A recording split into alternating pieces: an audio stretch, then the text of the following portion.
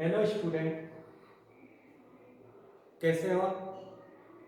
जो पिछली कक्षा में मैंने पढ़ाया था उसको रिवाइज करा आपने? पिछली कक्षा में अपन ने ये पढ़ा था, अपन 10th क्लास का फर्स्ट चैप्टर पढ़ रहे हैं साइंस का, भोजन और मानव स्वास्थ्य। इसमें आपने भोजन, संतुलित भोजन और असंतुलित भोजन के बारे में पढ़ चुके हो कि संतुलित भोजन क्या होता है, असंतुलित भोजन क्या होता है। संतुलित भोजन वह होता है जिसमें सभी पोषक तत्व पर्याप्त मात्रा में उपलब्ध हो, और यदि एक या एक से अधिक पोषक तत्व की कमी हो जिस भोजन में, वो असंतुलित भोजन कहलाता है। और इन पोषक तत्वों की अगर लंबे समय तक कमी रहे तो वो स्थिति कुपोषण कहलाती है। ये सब आप पढ़ चुके हो। फिर आपने पढ़ा था विटामिन कुपोषण। विटामिन ए की कमी से ऐसे रतौंधी हो जाता है, विटामिन B1 की कमी से वेरी रोग, ये सब आपने पढ़े थे। विटामिन डी की कमी से रिकेट्स रोग हो जाता है, तो ये सब अपन पढ़ चुके हैं। प्रोटीन की कमी से क्वाशियकर रोग हो जाता है। अगर प्रोटीन के साथ साथ भोजन में ऊर्जा की भी कमी हो जाए तो मेरेमस रोग हो जाता है। और कल आपने खनिज कुपोषण के बारे में भी पढ़ा था, तो अपना खनिज कुपोषण में आयोडीन की कमी से घेंगा रोग हो जाता है। और आपने ये भी पढ़ा था आयरन की कमी से हीमोग्लोबिन का निर्माण रुक जाता है, एनीमिया रोग हो जाता है, यानी रक्तहीनता हो जाती है। ये सब आप पढ़ चुके हो। अब अपना मानव स्वास्थ्य के ऊपर एक बात आ रही है, और इसमें मानव स्वास्थ्य से संबंधित सबसे पहले अपन पढ़ने जा रहे हैं इसमें जल के बारे में। जल के बारे में आपको पता है कि हमारे जीवन जीने के लिए जल बहुत आवश्यक है। पृथ्वी के आपने पढ़ा 70% भाग जो है भूभाग वो जल से ढका हुआ है, पर पीने योग्य आपको पता है 1% जल उपलब्ध है। जल ही एकमात्र ऐसा पदार्थ है जो हमें अपने आसपास ठोस, द्रव और गैस तीनों अवस्थाओं में पाया जाता है। अपने आसपास पाए जाने वाले पदार्थों में जल एकमात्र ऐसा पदार्थ है जो हमें इसके तीनों अवस्था पदार्थ की देखने को मिलती है। ठोस के बर्फ के रूप में, द्रव के रूप में पीते ही, और गैस के रूप में बाष्पीकरण वगैरह होता है। तो इनकी तीनों अवस्थाओं में आप आसपास आप जल भी देख सकते हैं। अब सवाल उठता है कि जल हमारे लिए क्यों आवश्यक है। पर आप इससे पहले अपन बात करेंगे जल के बारे में। तो जल जो पीने योग्य जल होता है, पीने योग्य, आप अभी बरसात का मौसम चल रहा है तो आप ध्यान देते हैं कई बीमार, और आपने देखा है कि ज़्यादातर बीमारियां जल के माध्यम से ही होती है, दूषित जल के द्वारा ही होती है। तो पीने योग्य जो जल होता है उसकी क्या क्या विशेषताएं होनी चाहिए। पीने योग्य जल में आंखों के द्वारा कोई भी दिखाई देने वाली अशुद्धि उपस्थित नहीं होनी चाहिए। अभी मैं कांच के गिलास में आपको मिट्टी के कण वगैरह ऐसे धूल वो दिखाई दे रहे हैं या धुंधला दिखाई दे रहा है तो आप इस जल को पियोगे नहीं। तो पीने योग्य जल के में आंखों के द्वारा दिखाई देने वाली कोई भी अशुद्धियाँ नहीं होनी चाहिए। उसमें किसी प्रकार की स्मेल नहीं होनी चाहिए, यानी गंध नहीं आनी चाहिए। और जो पीने योग्य जल होता है उसका पीएच संतुलित होता है, यानी इसका पीएच 7 होता है। अभी हम अपन अम्ल और क्षार वाला चैप्टर पढ़ेंगे, पीएच के बारे में वहाँ पढ़ेंगे। यानी इसका कोई स्वाद नहीं होता, यानी खट्टा भी नहीं होता, कड़वा भी नहीं होता, यानी इसका पीएच कैसा होता है, संतुलित होता है। एक और बात और पीने योग्य जल की एक और विशेषता और होती है, पीने योग्य जल में पर्याप्त मात्रा में ऑक्सीजन घुली हुई होनी चाहिए। तो पीने योग्य जल के क्या क्या है, उसमें किसी भी प्रकार आंखों के द्वारा दिखाई देने वाली अशुद्धियां नहीं होनी चाहिए, उसमें किसी प्रकार की स्मेल नहीं होनी चाहिए, यानी गंधहीन होना चाहिए, रंगहीन होना चाहिए। और इसके अलावा आपने जो पीने योग्य जल होता है उसका पीएच कैसा होना चाहिए, संतुलित होना चाहिए, यानी 7 होना चाहिए। और इसके अलावा एक और चीज मैंने बताई आपको, पीने योग्य जल में उसका जो इसमें पर्याप्त मात्रा में ऑक्सीजन घुली हुई होनी चाहिए। तो ये अपन ने पीने योग्य जल की विशेषताएं पढ़ी। अब पीने योग्य जो जल है उसमें उसके क्या विशेषताएं हैं, या वो किस प्रकार से जल किस प्रकार से हमारे शरीर के लिए लाभदायक है, अपन इसके बारे में पढ़ेंगे।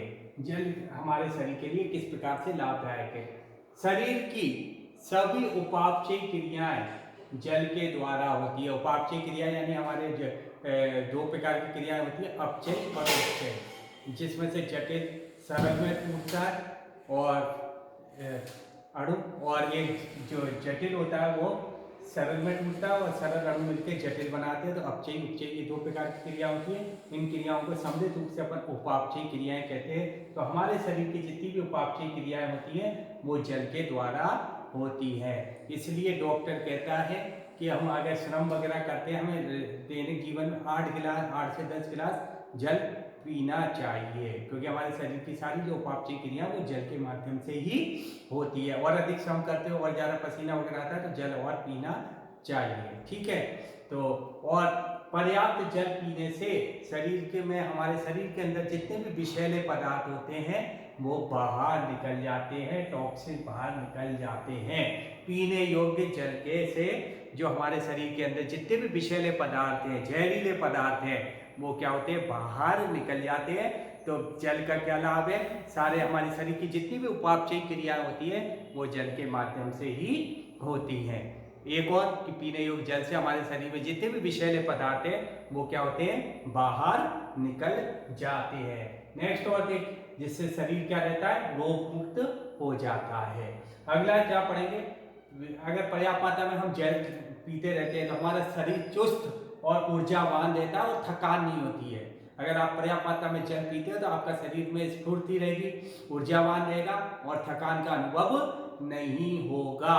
एक और बात नोट करें, और पर्याप्त मात्रा में हम जब जल पीते हैं तो शरीर में फाइबर की मात्रा पर्याप्त मात्रा में रहती है, रेशों की मात्रा पर्याप्त मात्रा में रहती है, जिससे शरीर की रोग प्रतिरोधक क्षमता बढ़ती है। और एक और नेक्स्ट, जो अगर जल का एक और है, जल हमारे शरीर में अनावश्यक चर्बी जमा नहीं होने देता है, फैट को जमा नहीं होने देता है। और किसी प्रकार, और जल का एक और लाभ है, किसी प्रकार की एलर्जी नहीं होती है और सर्दी जुकाम भी नहीं होता है। और एक और बात आपको पता है, अगर पर्याप्त मात्रा में आप जल पीते हो, जल का उपयोग करते हो तो आपको कभी भी पथरी की समस्या नहीं होगी। ये बातों को आपको ध्यान में रखना है। तो जल के हमारे शरीर पर क्या क्या लाभ है, शरीर की सभी उपापचय क्रियाएं जल के द्वारा होती है।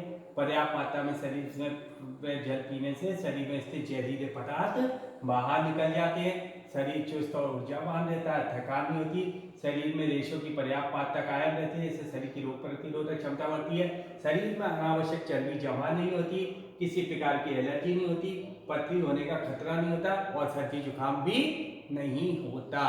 तो आज हमने जल के बारे में पढ़ा, ठीक है।